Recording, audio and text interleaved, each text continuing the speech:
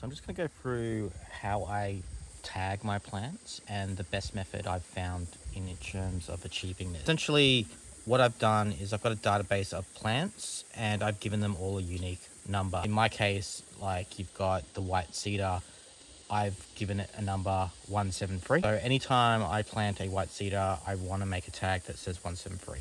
Basically, I looked into laser etching using like plant tags where you write on them, but I kind of find that they all fade with the weather, outside conditions, and don't last. So this is kind of the solution I've come up with to make my tags last a bit longer.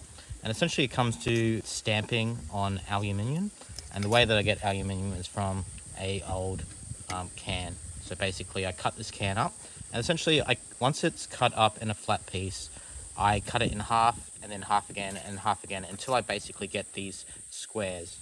And these squares are basically enough to write a stamp a number onto them. And that's what I've started with here. So I'm just going to quickly go through a stamping process. So essentially I find the next number. You can line them up, so you can basically grab your stamps and line them up and then stamp them kind of all at once if you needed them to be like super even. But I'm not that inclined. I'm okay to basically pick up the next number that I want. I basically line it up and then I hit it with a hammer, and essentially you've got your next number there. So it's a 1 7, and then I've got my next number here as a 3. So line that up and hit hammer, basically 173. How do I attach this to the plant? So basically what I use is, again, I use some I guess gardening string originally, but I found that basically, you know, can also degrade. So I actually use kind of a tin wire thing. But how do I put the tin wire through onto the metal? Essentially what I got is a hole punch. So here's my hole punch.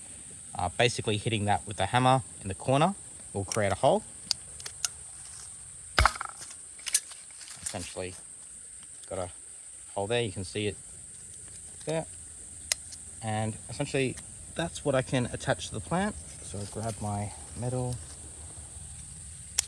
get my metal thing, put it through there, and then, you know, you can use pliers. I kind of use my fingers, but essentially once you get around the plant, you can thread it around and then kind of, you know, tie it to the plant. So you kind of have to twist it a few times and then bring it back in on itself. And essentially that will make a ring on the plant.